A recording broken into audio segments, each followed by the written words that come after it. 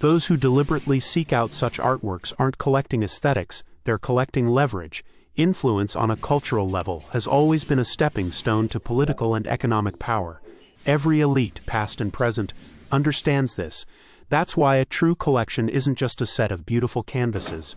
It's a library of worldviews, a curated set of strategic statements crafted in artistic form. Not every piece of art can withstand this weight. It must be designed as a tool of meaning, not decorative, but engineered in an intellectual sense. And such paintings, they're already finding their place in the offices where subtle yet pivotal decisions are made. Maybe you've seen them. Maybe you've even thought about owning one yourself. Explore my paintings of the oldest and most beautiful cities of our civilization in the profile header and video description. Like, share, subscribe. My name is Eduard Kichigin. The greatest paradox of physical products in an era of digital assets, from cryptocurrencies to tokenized bonds. A physical work of art seems almost like an anachronism. Yet, in the world of great wealth, tangibility offers a unique, palpable guarantee of control. And that matters. When you own a physical object, you literally hold the asset in your hands, in your home, within your jurisdiction. No one can switch off your right to possess it with the press of a key, as can happen with frozen accounts or digital assets during sanctions, cyber attacks, or platform instability. Nor will it be affected by the devaluation of your currency. A tangible object exists beyond the internet, beyond servers, beyond the banking system. This is especially critical for those who've experienced instability, be it political, economic, or digital. Take 2022, for example. A surge in interest in Western galleries from buyers in Russia, China, and the Middle East was driven in large part by a desire to lock in capital outside the banking system and even outside their country's jurisdiction. Try to find a more reliable way to hold onto your wealth without losing it. It's wild. Losing money on art is actually pretty tough. There are built-in safeguards. Physical art is an asset with limited liquidity, but also limited downside. What does that mean? Sure, selling a painting quickly is no easy feat. It takes prep, appraisals, choosing the right platform, auction, gallery, or private deal. It could take months. It's not like cash you can swap in a minute, and this is the kicker. The price doesn't just crash overnight. Isn't that insanely cool? Unlike stocks or crypto where values can tank in seconds, the art market moves at a snail's pace. Even during crises when activity slows, top-tier pieces hold their value. Why? Because it's not a public market. There's no single ticker tracking a painting's price. Owners don't rush to sell, so there's no panic-driven collapse. In short, art's hard to sell fast, but it's also hard to lose big on it quickly. It won't give you instant cash, but it's a rock-solid store of value over a few years. That's a massive win in today's world. Artworks, the new form of hard currency when trust in traditional money fades. Think inflation, banking failures, or suffocating sanctions. The ultra-wealthy don't quietly pivot into cryptocurrencies. They channel fragments of their wealth into art, antiques, and rare objects.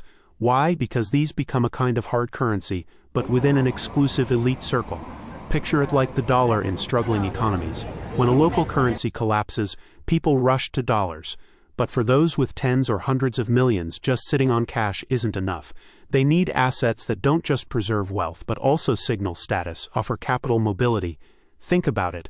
And sidestep regulations. Masterpieces of art fill this role perfectly.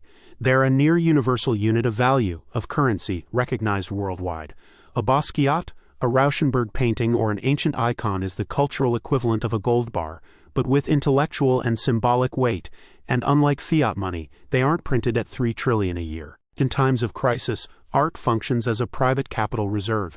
Outside the banking system, what do the wealthy do when trust in banks vanishes? They turn to assets that don't rely on infrastructure. Gold, real estate, sure. But art, it's even more flexible.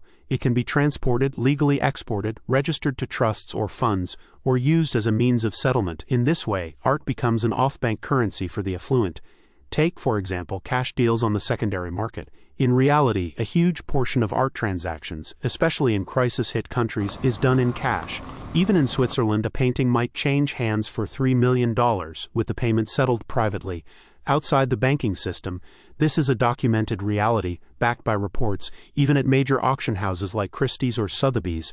Despite their apparent transparency, beneficiaries often operate through proxies, funds, or trusts. Payments can involve cash transfers, particularly for clients from countries with unstable regimes, sanctions, or currency restrictions. What does this tell us? Art has become a store of value, portable, physical, and usable beyond legal frameworks. It's almost like cash dollars in a crisis zone, only more beautiful and prestigious. Art doesn't just preserve wealth, it concentrates capital and strengthens the power of its owner. Unlike currency, a work of art has another critical effect. It amplifies the owner's influence. How? Through status, access to cultural elites, and institutional connections. Artworks are displayed in museums, donated to foundations, gifted to universities, or featured at international biennales. They become part of the public sphere, while remaining private property. In this sense, a painting can simultaneously be capital, a legitimator of power, and a source of cultural influence. It's no longer just a safe for money, it's a tool for integration into global elites. The ultra-wealthy don't merely aim to preserve wealth, they seek to enhance their cultural and symbolic capital. Art is one of the few ways to achieve this without diving into politics. That's why it has become a currency that reinforces status. Take the example of billionaires from Asia and the Middle East who acquire Western collections to establish themselves in London, New York, or Paris. Or consider foundations like Qatar museums, which leverage auction purchases for international positioning. In other words, art as a hard currency is also a tool for the transfer of power. What will protect your money if everything gets shut down? When we talk about owning a physical object, whether it's a piece of art, an antique gold, or a rare collectible, we're talking about capital that isn't tied to digital systems, platforms, servers, or algorithms. This is its basic but fundamental advantage. A digital asset, be it cryptocurrency, an NFT, or even a stock held in a brokerage account, always exists on someone else's server. Its existence depends on trust in a third party, a platform, or code. It's intangible, and that means it can potentially be frozen, deleted, hacked, or restricted. A physical object operates differently. It exists outside the internet, outside registries, beyond external access. If you own, say, an original 17th century painting, it's physically in your possession. You can move it anywhere in the world, hand it over in person, use it as collateral at a bank, or transport it to an exhibition, without a single digital intermediary. This is critical in an era of geopolitical risks, swift shutdowns, sanctions, and crises of trust in IT infrastructure. A physical asset is independent.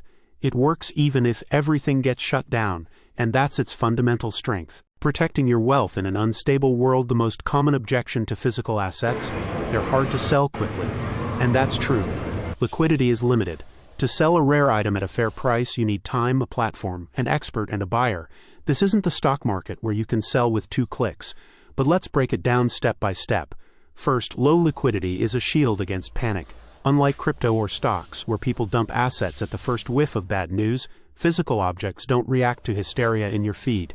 They don't crash to zero overnight. Their value is more stable, and that's not a flaw. It's a defense mechanism. Second, liquidity is tied to uniqueness.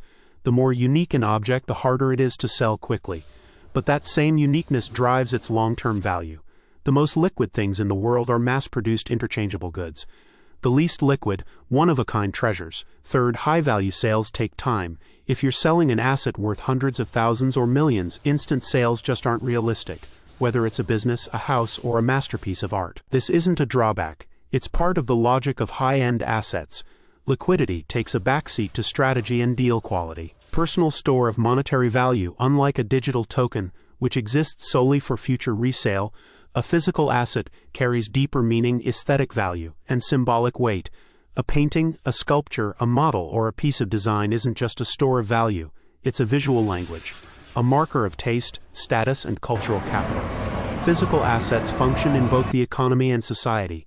They reveal who you are, what you believe in, and what values you hold. This layer of meaning can't be switched off. That's why, across cultures and eras, owning a physical object, from land to a collection of art, has served not only as an investment, but also as a tool for positioning, influence, and political messaging. A digital asset can't be hung on a wall, displayed in a museum, or passed hand to hand in a dramatic gesture. It's always abstract. But a physical object anchors capital in reality, in space, in history. Yes, you can't sell it in 3 minutes, but you can live with it, work with it, showcase it, use it as leverage in negotiations. A gift, a guarantee, a a pledge, or pass it down to future generations. It's a lasting, enduring investment, not just in wealth but in your own cultural legacy.